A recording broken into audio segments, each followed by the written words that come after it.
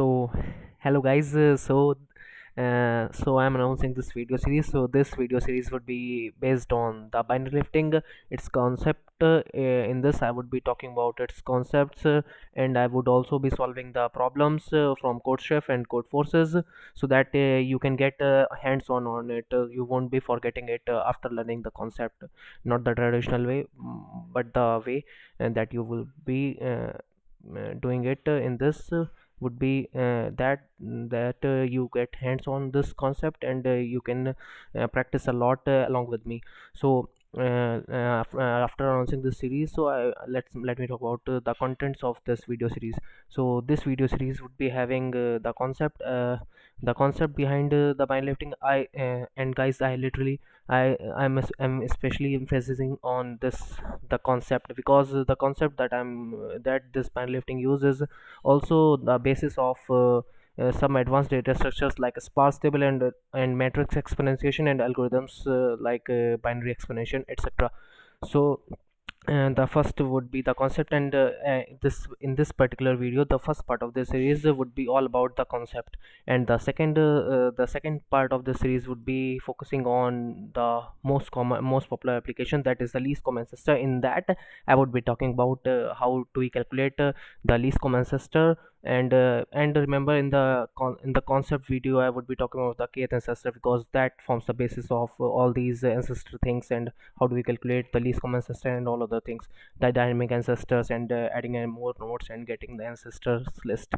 So the third part would be I would be explaining you the code of it, and I would be trialing every line segment of every segment of the code.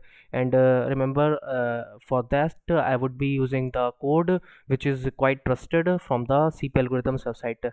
And if you are into CP, you might be knowing it, you might be very familiar with it, because it's quite popular. And if you want to learn if you want to learn the reading way, you can go to that website. That's of great use. So and the fourth and the final part, and this is the most special part of this video series, because in that I would be talking about and I would be solving the problems of binary lifting from code forces and code chef. And these questions not only would be including the trees ones that use LC, and also I would be using some DB questions. And in that you would be getting the non-traditional use of binary lifting, like non the ancestor way type of thing, and other type of things, which some questions that recently appeared on code chef and code forces used this technique, and it is of a very uh, good use. And before I solved that question iteratively, I just learned that on the trees, like along with learning the LCA thing, I learned that on the trees. But after getting into code force and code shift, you would realize that this band lifting is not only applicable on trees, but on the arrays and other iterative questions as well.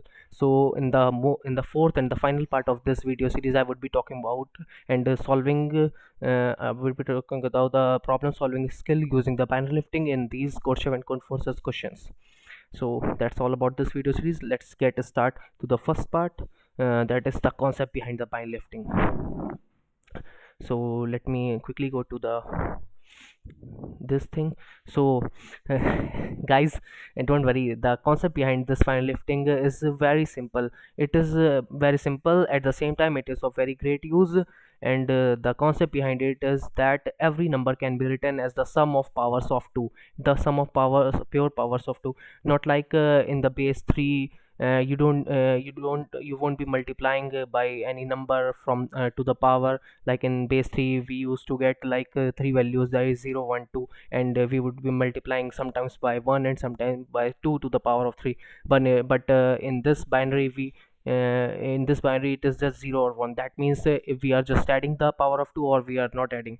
So for example, like if you take example 5, 5's binary form is 0 1 0 1. So that means it is the sum of 2 to the power 0 plus 2 to the power 4, that is 1 plus 4.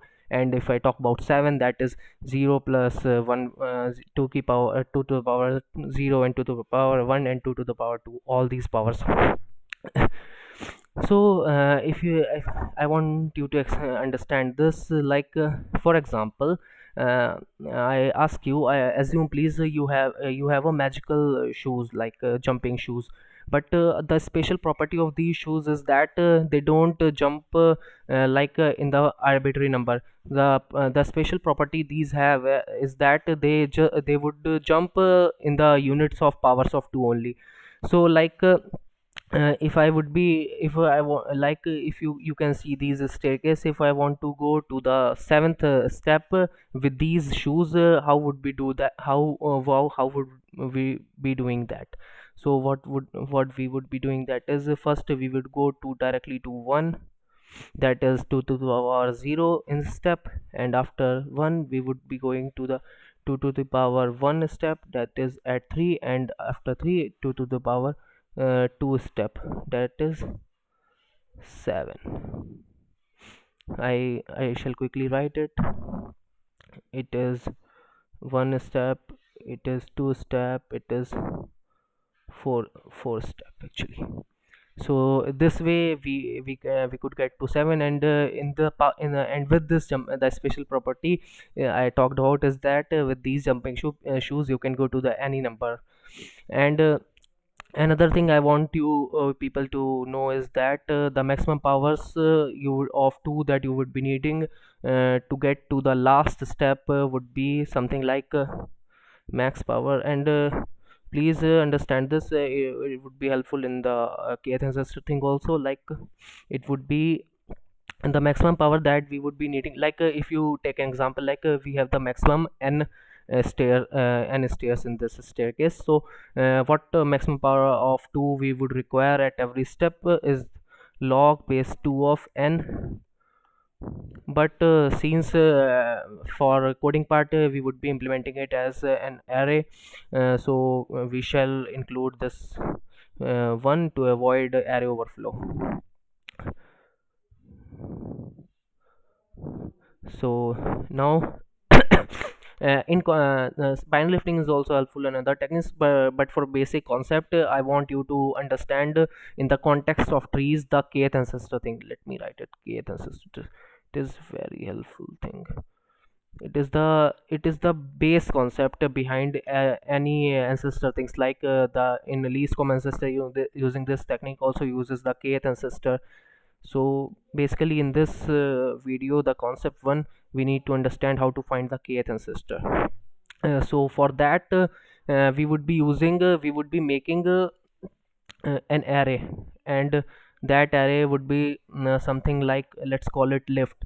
And this array would be having dimensions n, which is the number of nodes, maximum number of nodes, and the second dimension would be having log n plus 1, the maximum powers that I already talked about earlier in the earlier part of the video. So what this lift n and log and stores is that if the lift if I write lift I comma j, so this would be storing the 2 to the power jth ancestor of 2 to the power jth ancestor of ith node, to ith node. Okay. And you would when I will let you know how to calculate it, you would be surprised, and this is very good technique. So if I tell you how this works is like, just like if I talk about what would be in the list 4 comma 0. So this means that the 2 to the power 0th ancestor, that is the first ancestor of 4, that is 7. And if I talk about a lift 6 comma uh, 6 comma 1, it would be having 2 to the power 1th ancestor, that is 1 itself. So and now I would be telling you how do we calculate the ancestor which is not which is not at the power of 2. So let me tell you how to find the let's say find the third ancestor of 12. Third ancestor of 12. So how So we would be calculating it. And people, don't worry that we have not even calculated the left array. So we would be calculating it in just a few amounts of time. After explaining how do we calculate the ancestor, I would be talking about how to build this array. So how do we find the third ancestor of 12? So for finding the third ancestor, well, write the number in binary, like the binary of 0 would be 011. So what we would be requiring is we want to know the ancestor, the third ancestor of 2 would be lift off,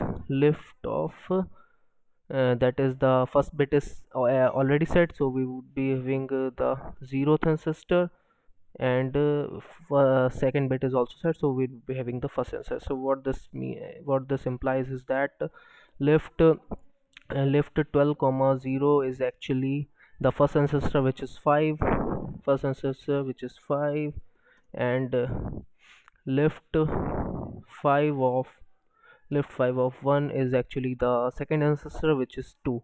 So this is actually the third ancestor of third ancestor of 12 third ancestor of 12.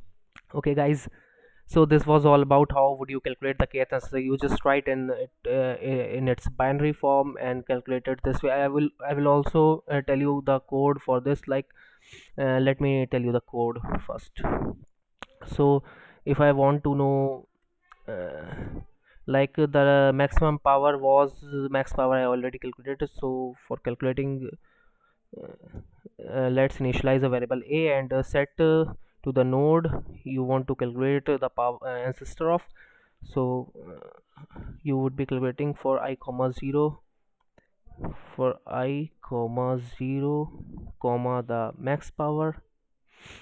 For max power you would do if kth bit, if the ith bit is set in k. If ith bit is set in k, you would be updating the value of a as left of a comma I, left of a comma I. So after doing all these things, you would be getting the ancestor of a in the a itself.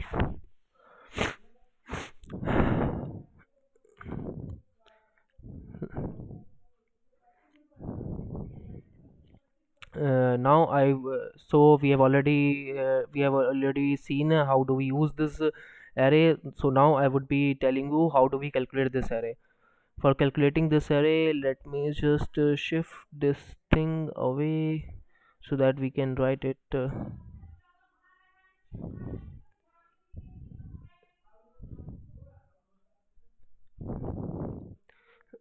and now here I would be telling you how do we calculate that thing.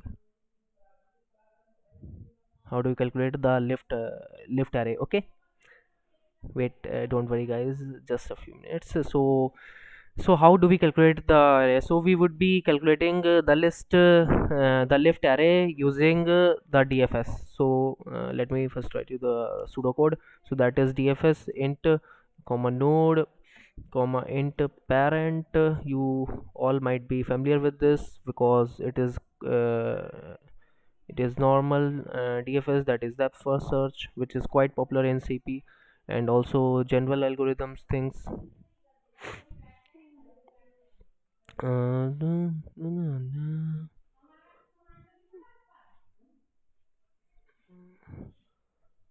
So just a few lines of control z would do that. Let me, guys, wait a few minutes, there's some error I guess. Don't worry, we would again be initializing our text view. So it would be void dfs int node comma int parent.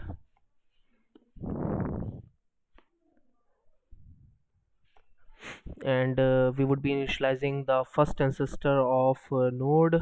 We would be as the parent itself, as obvious, and for calculating the other ancestors as power of 2, max power,